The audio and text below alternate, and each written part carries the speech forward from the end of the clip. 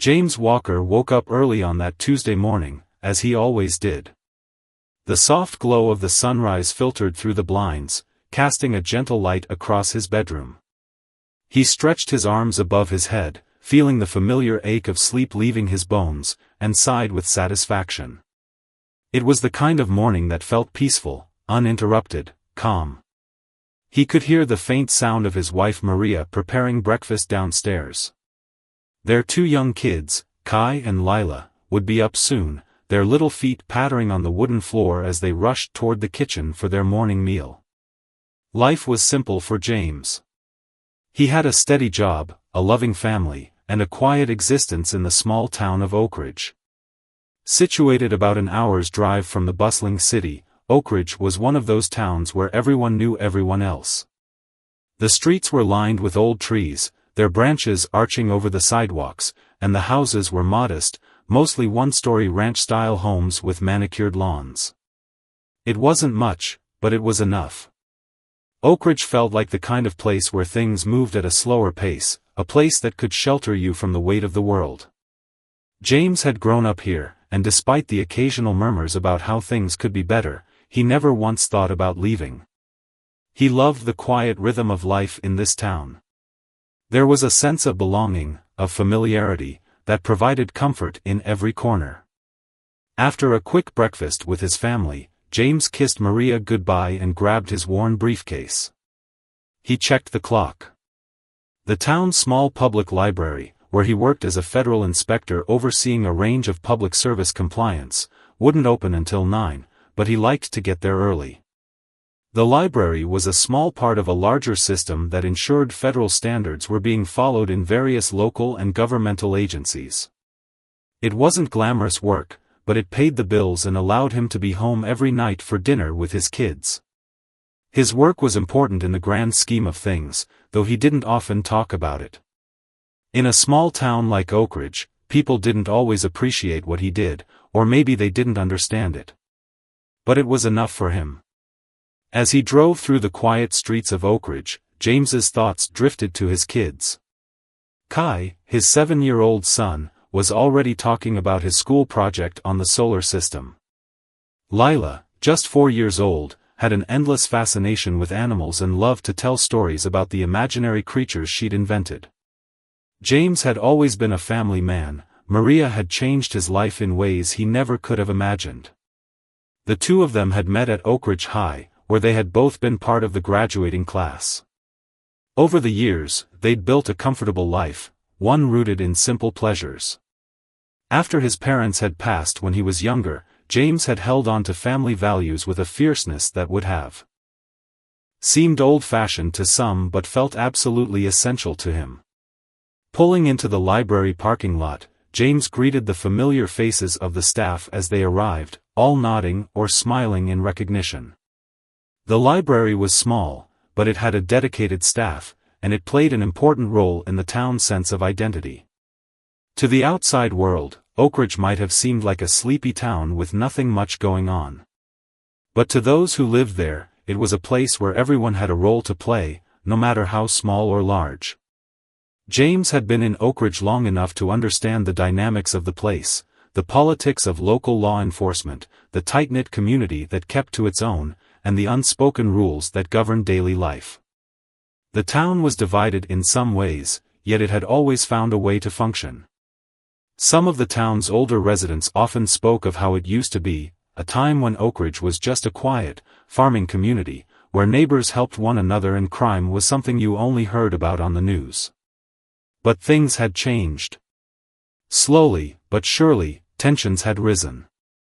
Racial issues, a sense of distrust toward authority, and generational divides had become a larger part of the conversation.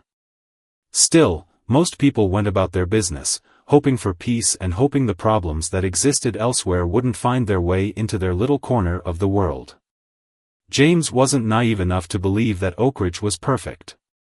He knew that racial tensions had simmered beneath the surface, and he was aware of the divide between law enforcement and some of the town's residents.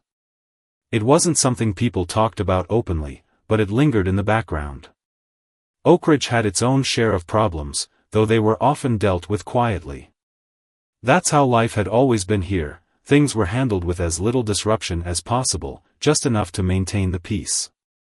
But even in a town that prided itself on being peaceful, James had seen enough to know that nothing ever stays quiet forever.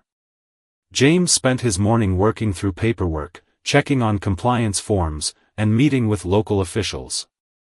It wasn't exciting, but it was meaningful work. He had seen the importance of his job, ensuring that public services, facilities, and local government agencies followed the rules. While some might have thought of it as bureaucratic red tape, James knew that it had a direct impact on people's lives, even if they didn't realize it. He often found satisfaction in the quiet moments of his job, when he could feel like he was making a difference. As noon approached, James took a break, stepped outside, and enjoyed the crisp fall air. The sky was clear, with just a hint of clouds, and the leaves on the trees were beginning to turn shades of orange and yellow. It was on his way back inside, however, that he noticed something unusual. The familiar. As James looked up from his desk, he saw Officer Grant standing in the doorway, his face more serious than James had ever seen it. The usual casual demeanor the officer typically carried had been replaced by something colder, more guarded. Behind Grant stood another officer, one James didn't immediately recognize. This officer was younger, in his early 20s, with a slight nervousness to his stance, as though he wasn't entirely sure why he was there but had been told to follow his superior's lead. Grant didn't smile or offer any pleasantries. Instead, his eyes locked onto James with an intensity that immediately set off alarm bells in James's mind. There was a moment of silence between them, thick with an unspoken tension that seemed to hang in the air like a storm waiting to break. It wasn't the usual casual exchange one might have with a local officer, it felt different, somehow more ominous. "James Walker?" Officer Grant's voice was sharp, almost too formal. "We need to have a word." James's stomach dropped. There was something about the way the officer had said his name, like he was being summoned, not for a conversation, but for something far more serious. His first instinct was to stand up and try to defuse whatever situation was unfolding, but something in the officer's posture told him that wouldn't help. He kept his voice steady, choosing calmness over confrontation. "Is everything all right, Officer Grant?" James asked, his voice betraying a slight edge of uncertainty. Grant didn't respond immediately. He simply stepped further into the room, his eyes scanning the office like he was looking for something. James felt a pang of discomfort, his unease growing with each passing second. The younger officer, standing silently by the door, seemed uncomfortable as well, shifting on his feet as though he didn't fully understand the gravity of the situation either. But it was Grant who held the power in that moment, and he was taking his time, letting the tension build. "James, I'm going to have to ask you to come with me," Grant said, his tone still cold, almost dismissive. "We've had a complaint." James's heart raced. A complaint? The last time he had heard of a complaint regarding his work was years ago, and even then, it had been a minor issue. He couldn't imagine what could have triggered such a statement now. He tried to keep his voice steady, but his mind was spinning, trying to figure out what had gone wrong. "A complaint? What about?" James asked, trying to maintain a sense of composure. Grant's eyes narrowed slightly, a flicker of something James couldn't quite place crossing his face. "It's not something we can discuss here. Just come with us, and we'll sort it out." James hesitated, his mind racing.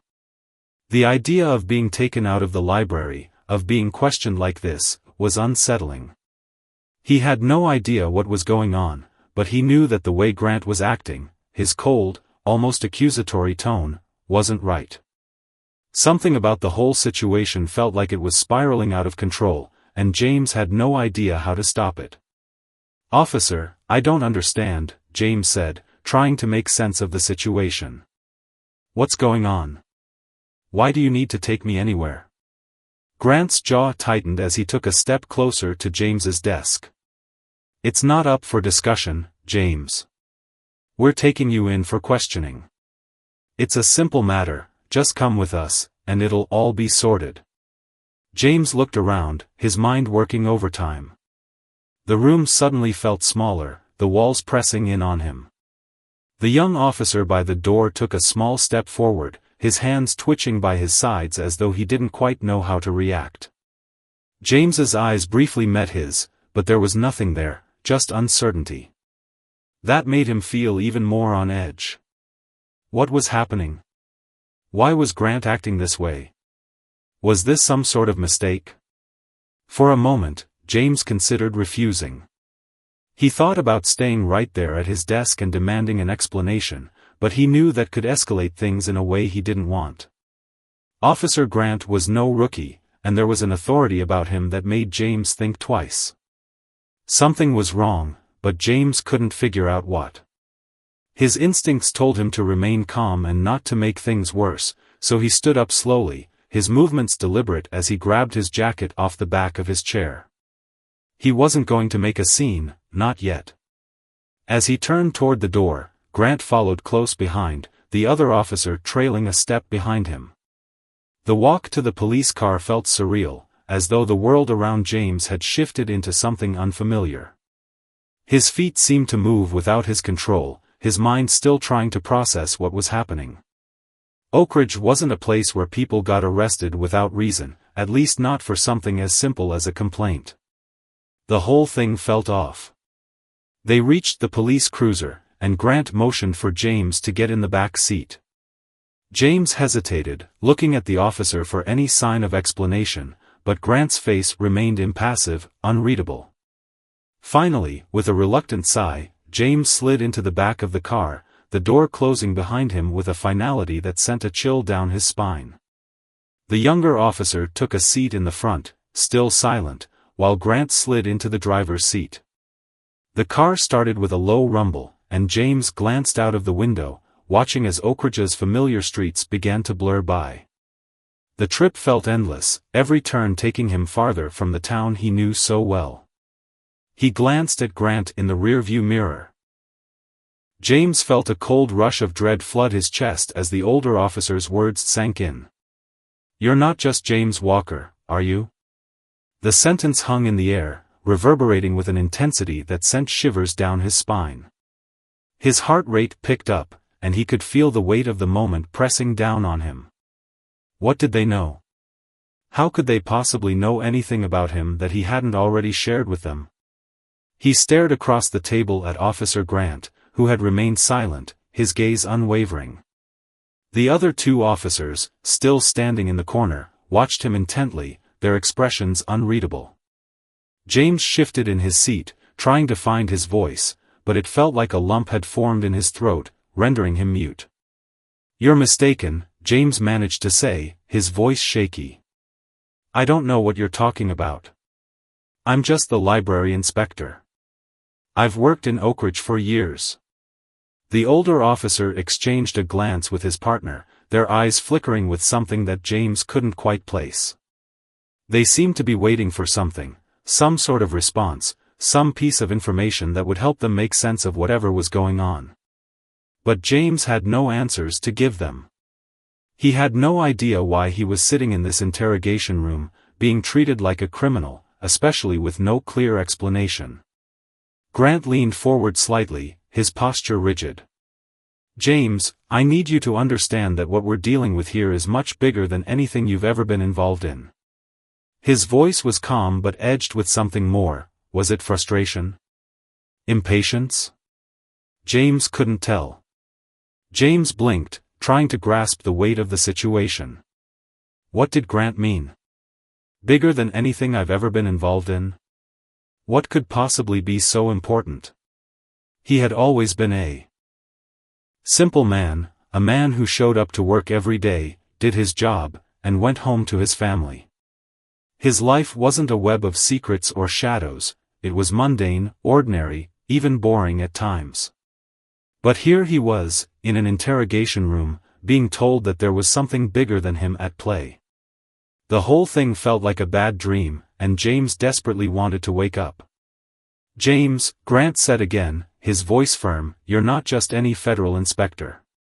You're part of a much more complex operation than you realize. You don't just inspect libraries and public services, you've been involved in something far more significant. He paused for a moment, letting the words hang in the air, before adding, "You've been working undercover for a federal investigation." The words hit James like a punch to the gut. He stared at Grant, his mind struggling to make sense of what was being said. Undercover? Federal investigation?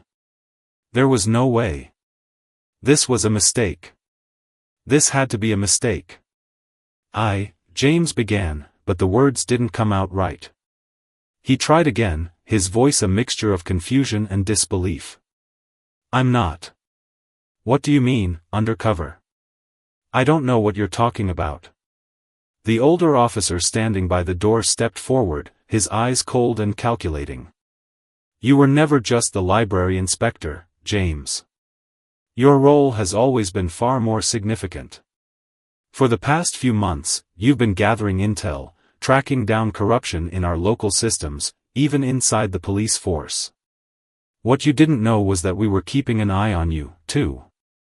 This investigation goes deeper than you think. You were recruited for a reason, James. We needed someone who was under the radar, someone who could blend in, gain the trust of the people in this town. And that's exactly what you did." James felt like the floor had been ripped out from under him. He blinked, unable to process what he was hearing. A part of him wanted to scream that it was all lies, that he was just a regular guy, a husband, a father, doing his job. But the way they were looking at him, their certainty, the way they spoke as though they knew everything about him, made it hard to deny what they were saying. Could this be true? Was it possible that he had been part of something without even realizing it? Grant continued, his tone turning more serious. "You've been monitoring corruption in local law enforcement and public offices for months.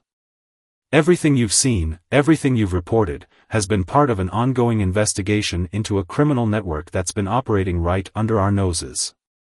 And now, James, you're in the middle of it." The room felt suffocating. James's mind raced, trying to find some kind of explanation that made sense. He was a library inspector, for God's sake. His job was paperwork, reviewing compliance reports, making sure things were up to federal standards. He had no knowledge of any criminal networks, no part in anything illegal. He couldn't be involved in something like that, could he? "But I don't understand," James said, his voice barely above a whisper. "I've been doing my job. I haven't seen anything. I haven't done anything wrong. I don't even know what you're talking about." Grant's expression hardened, as though he had expected this kind of denial. "We know you haven't seen it. That's the point. You've been unknowingly part of a much bigger operation. You've been gathering information on corrupt officers, politicians, and local businesses that were feeding into this network. And all this time, you thought you were just doing your job." James's head spun. His vision blurred, and the room felt like it was closing in around him. He could feel the cold metal of the chair pressing into his back, but it didn't ground him. He felt like he was floating, detached from his own body. This couldn't be happening. This couldn't be real. He had never done anything to bring him into a situation like this. He had been a good man, a decent man. And now, somehow, he was being accused of something he didn't understand. "But I didn't know," James whispered, almost pleading. "I swear, I didn't know." The older officer's eyes softened for just a moment, but the hardness returned quickly. "We believe you, James. But that doesn't change the fact that you're in the middle of something dangerous. You've been exposed to things that go far beyond your original assignment. And now, the people involved are aware of you. They know that you've been working for us." The gravity of the situation started to sink in. They were talking about corruption, something deep and pervasive, involving people in positions of power. James could see how someone in his role, with access to various agencies and organizations, could have inadvertently been exposed to information that had been hidden from the public. But that wasn't the same as being an active participant. He hadn't done anything to warrant this kind of attention, had he? "We've kept tabs on you, James," Grant continued, his voice now carrying a sense of finality. "But it's getting too dangerous. There are people who will stop at nothing to protect their interests. People who will go to extreme lengths to keep their secrets buried. You've..." James's decision was made, but the moment he uttered those words, he knew they marked the beginning of a new, terrifying chapter in his life. The weight of what he had just agreed to was almost too much to comprehend. Every fiber of his being screamed to run away, to return to the quiet, predictable life he had known. But the commitment had been made, and there was no turning back now. It was as if a door had been opened, and all the darkness of the world had poured through, flooding his mind with thoughts of danger, betrayal, and the unknown. Grant stood up, signaling the others to do the same. "We'll start your training right away," he said, his tone as direct and efficient as it had been all along. "You need to understand how deep this goes, James. The people we're up against, they're ruthless. They've infiltrated every part of this town, law enforcement, businesses, even the local government. They've been operating under the radar for years, and we've only recently begun to scratch the surface. But we can't do it without you." James nodded, though his stomach churned. He couldn't shake the feeling that he was walking into a storm he wasn't equipped to handle. Still, he knew he had to trust the process. This wasn't just about him anymore. It was about everything he had taken for granted, the town he'd lived in, his family, his friends. All of them were unknowingly entangled in something far darker than anyone had realized. The officers left the room, leaving James alone for the moment. His thoughts raced as he sat there, processing everything. How had it all come to this?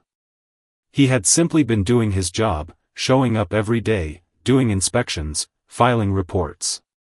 He had never asked for any of this, but now that he was in the thick of it, he couldn't afford to back out. The clock was ticking, and the people he had once trusted were now potential enemies. A few minutes later, Grant returned, this time carrying a folder full of documents.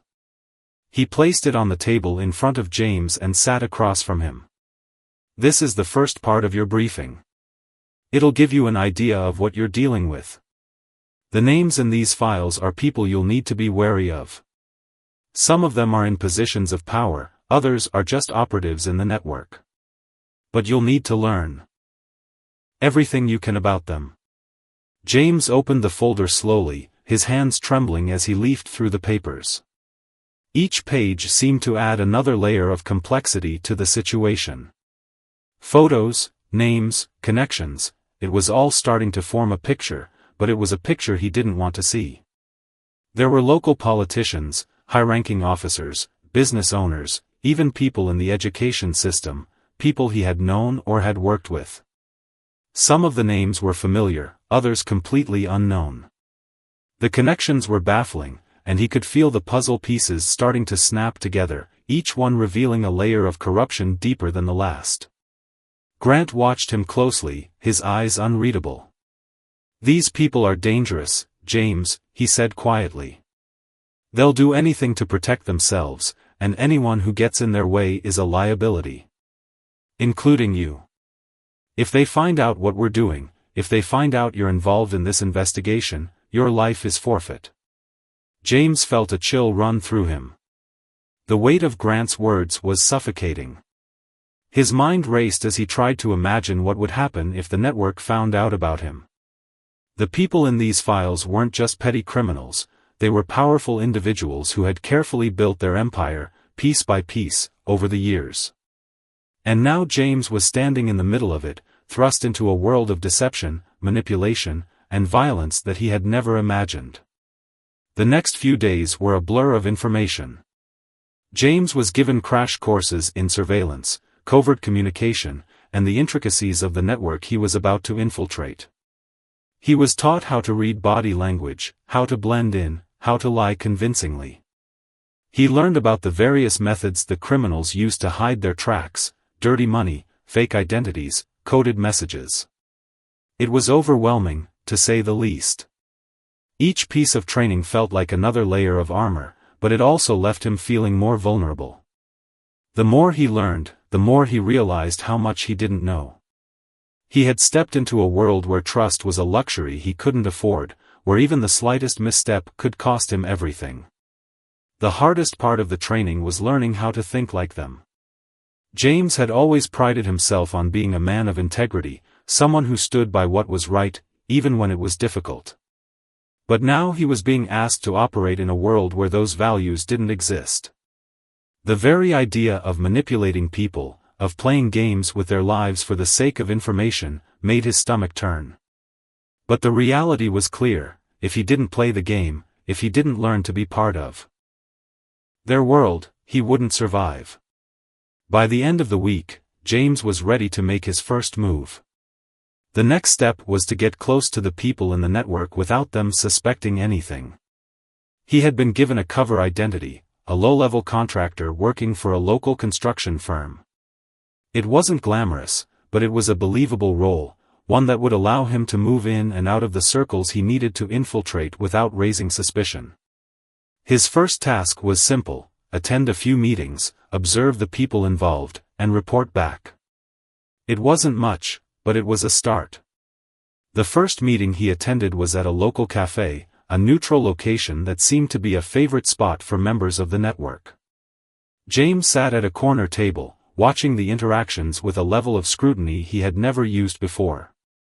He watched how the people spoke, how they interacted with each other, how they subtly signaled their loyalty. The whole thing was like a dance, each movement calculated, each word carefully chosen to keep the facade intact. He had to remind himself that these people were dangerous. Every smile, every handshake, every casual conversation could be a mask for something far darker. But it was hard to shake the feeling that he was just like them, that he was playing a part in a game that he didn't truly understand. The longer he sat there, the more he felt like an imposter, a man who had walked too far down a path with no clear way back. As the meeting ended, James slipped out, trying to keep a low profile, but his mind was racing. This was only the beginning. He had a long way to go before he could get close enough to uncover the full extent of the network's operations.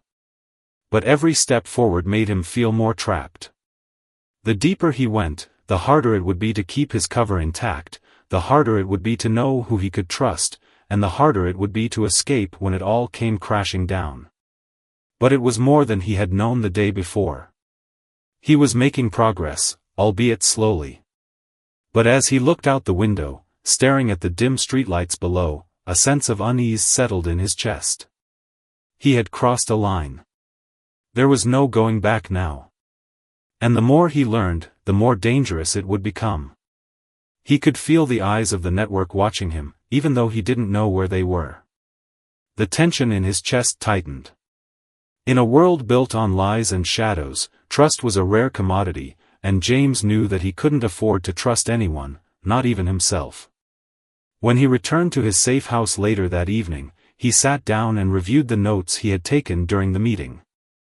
The information was sparse, but it was a start. He had learned a few names, a few connections, and a few tentative details about the network structure. It wasn't much.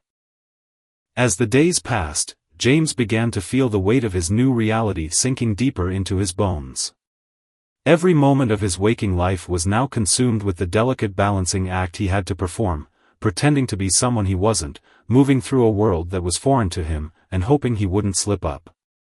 Every time he spoke to someone involved in the network, every time he attended a meeting, the risk of exposure grew. It wasn't just his life on the line anymore, it was the lives of his family, the very people he had sworn to protect. Every move he made, every conversation he had, was fraught with danger. He had been thrust into a world of paranoia, suspicion, and secrecy. Every person he encountered, even those who seemed friendly and harmless, could be a part of the network or an unwitting pawn in the larger game. He found himself constantly second-guessing his actions, his words, wondering if someone was watching, if someone was waiting for him to make a mistake. The days blurred together in a haze of surveillance and recon, each one feeding into the growing anxiety gnawing at the edges of his sanity. James spent hours each day reviewing the documents Grant had given him, trying to make sense of the names and connections, trying to map out the network's operations. But as he dug deeper, the complexity only grew. The more he uncovered, the more he realized how tightly the network had woven itself into the fabric of the community. Every business, every political figure, even some of the people James had once considered allies, everything was connected. It was a sprawling web that seemed to stretch far beyond what anyone had imagined, and James was right in the middle of it, fighting to survive while trying to gather information that could bring it all crashing down. But it wasn't just the enormity of the situation that weighed on him, it was the constant fear of being exposed. He had never been a spy, never had any training in deception or subterfuge, and yet, here he was, playing a role that was far beyond his comprehension. Every time he walked into a room, every time he made eye contact with someone, he felt the eyes of the network on him. They were watching, waiting for him to slip, for him to show his true colors.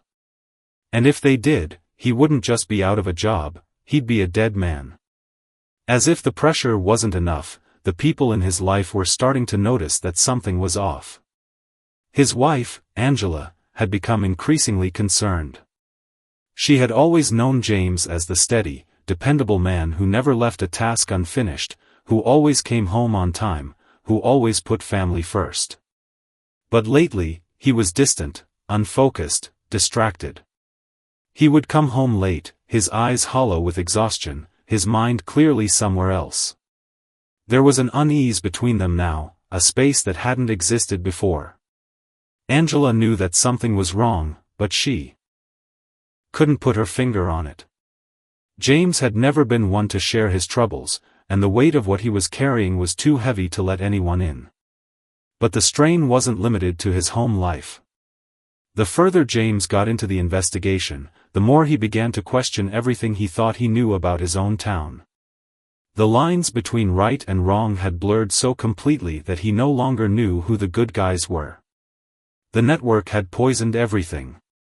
It was as if every institution he had once trusted, the police, the government, the businesses that had once kept the town running, had been complicit in some way.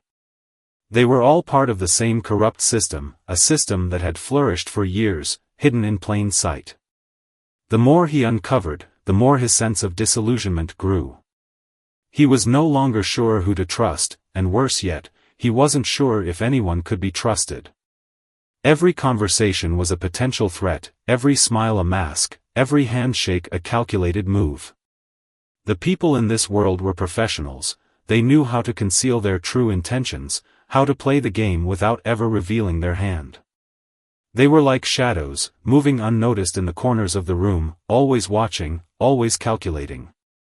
James had learned quickly that the only way to survive was to mirror their behavior, to adopt the same cold, calculating demeanor that they used. He had to play the game, pretend that he was one of them, or else he would be exposed. It was a constant struggle to hold it together, to keep up the act. There were moments when James felt like he was drowning in the lies, when the weight of his own deception became too much to bear. It was hard enough trying to keep his cover intact, but then there was the ever-present fear that he would never be able to expose the network, that his efforts would be in vain, that everything he was risking would ultimately lead to nothing. He had no way of knowing if the information he was gathering was enough to bring down the network. It wasn't like in the movies, there were no clear villains, no dramatic confrontations. There were only whispers, coded messages, and a constant undercurrent of violence just beneath the surface. But despite the growing unease in his chest, there was one thing that kept him going, his family. James had always been a man of principle, a man who believed in justice, in righting the wrongs in the world. His decision to help the investigation was not just about stopping the network, it was about ensuring that his children grew up in a world that wasn't tainted by corruption, a world where they didn't have to live in fear. He had to do this, not just for himself, but for them. He had made a promise to protect them, to keep them safe, and now, that promise had become a fight against the very system that had allowed the network to thrive. As the weeks passed, James began to notice something strange. The people around him were acting differently, more cautious, more suspicious. There were subtle shifts in behavior, the kind that only someone deeply entrenched in the investigation would notice. The conversations in the cafes had become less relaxed, more guarded. The once friendly exchanges in the office now seemed strained, as if everyone was on edge. It was as though the network had become aware of his presence, or at least had begun to suspect that something was off. One evening, James received a cryptic message from Grant. The text was short, but the meaning was clear: they know. It's time to move. We need to act now. His heart skipped a beat as the reality of the situation sank in. The network was onto him. He had been compromised. The web he had been slowly unraveling was closing in around him, and he had no way of knowing who he could trust. With no time to waste, James packed his things quickly, grabbing only the essentials. His mind raced as he tried to think of a plan, but there was no time for planning anymore. He had to go, and he had to go now. The world he had once known was gone, and he was now a fugitive in a town he had once called home. He had no idea where he was going, only that he had to get as far away as possible. James had never felt more alone than he did that night as he fled into the darkness. The quiet hum of the world around him, the rustling of leaves in the wind, felt like the final echoes of a life he once knew.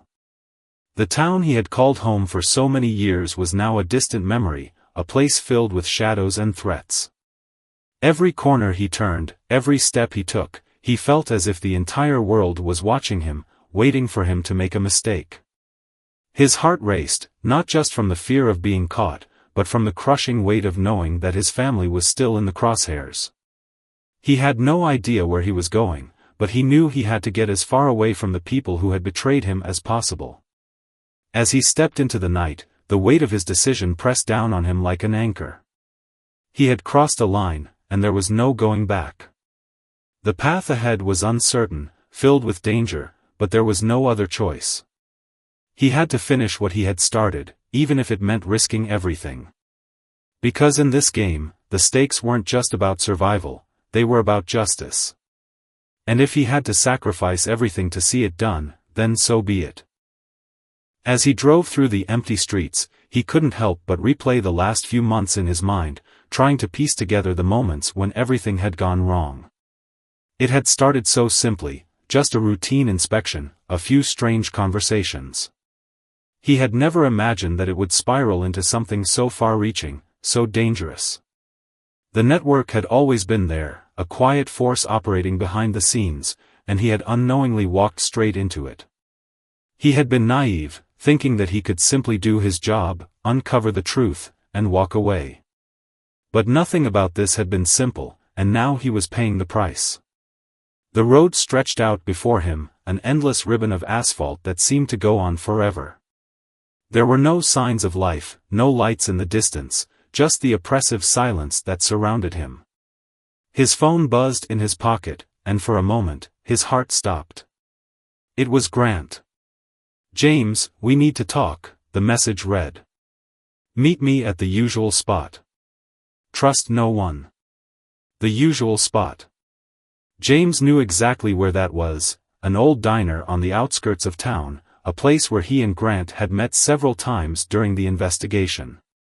It was a neutral zone, a place where they could talk without fear of being overheard. But as James stared at the message, something felt off. Why now? Why would Grant be contacting him after everything that had happened? The risk of being tracked, of being discovered, was too great. It didn't make sense. The tension in his chest tightened. Could Grant have known all along? Was this a trap? But there was no time to second-guess himself. He had made a promise to finish what he had started, and if this was the last chance to get the information he needed, he had to take it. He couldn't turn back now. The diner was dark when he pulled into the parking lot. The neon sign flickered weakly in the distance, casting an eerie glow over the abandoned space. James' eyes scanned the area, but he saw no sign of Grant or anyone else. He slipped out of the car, his steps cautious and deliberate, his mind racing with every worst-case scenario imaginable. Every shadow, every movement, seemed to hold a hidden danger. The diner door creaked as he pushed it open, the bell above it jingling softly. Inside, the air was thick with the smell of stale coffee and grease. The place was empty except for the lone figure sitting at the counter, his back to James.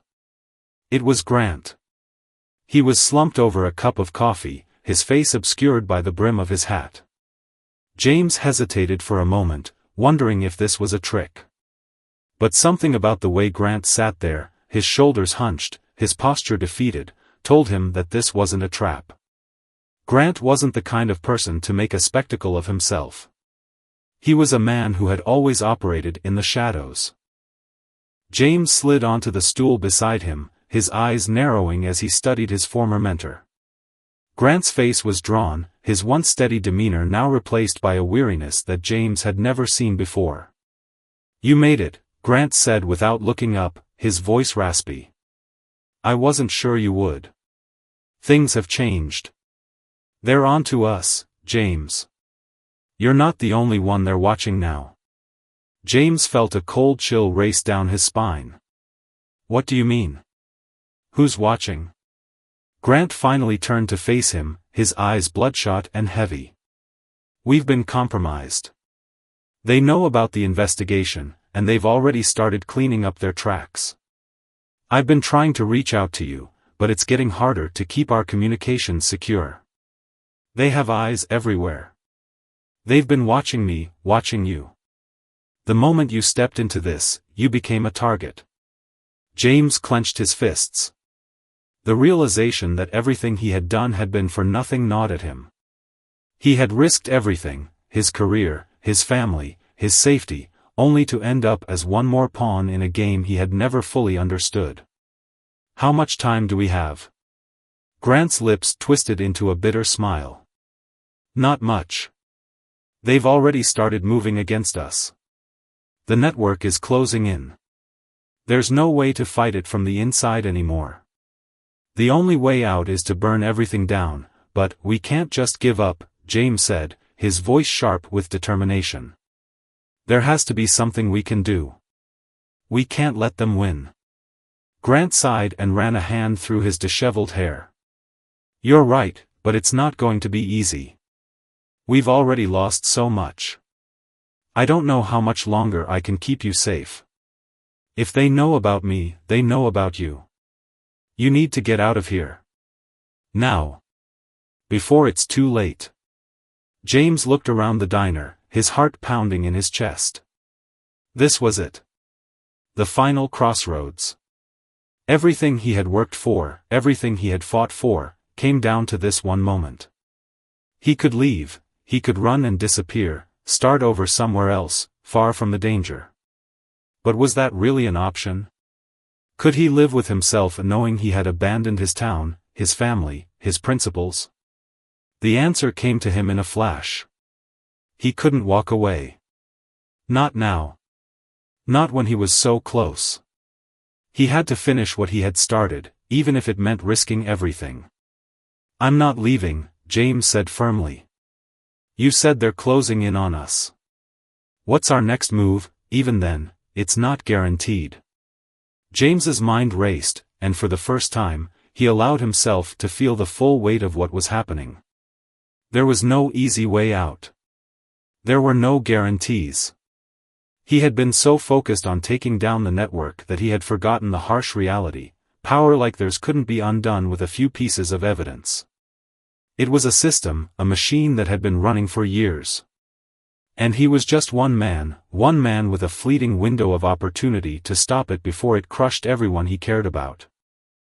Grant stared at him for a long moment, as if trying to gauge whether James was truly committed or if he was just lost in the heat of the moment. Then, without a word, he stood up, grabbed his jacket, and slipped something into James's hand.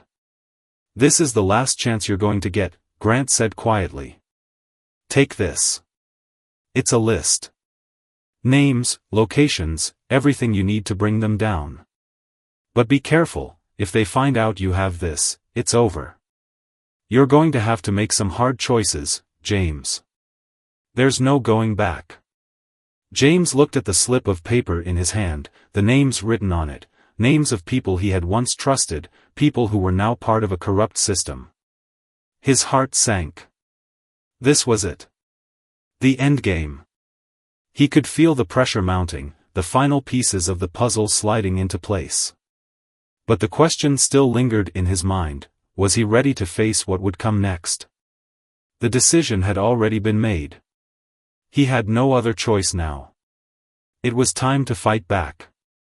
Without another word, James stood up, the list clenched in his hand, and walked out into the night. The storm was coming, and he was right in the eye of it. The only question was whether he could survive long enough to see the end.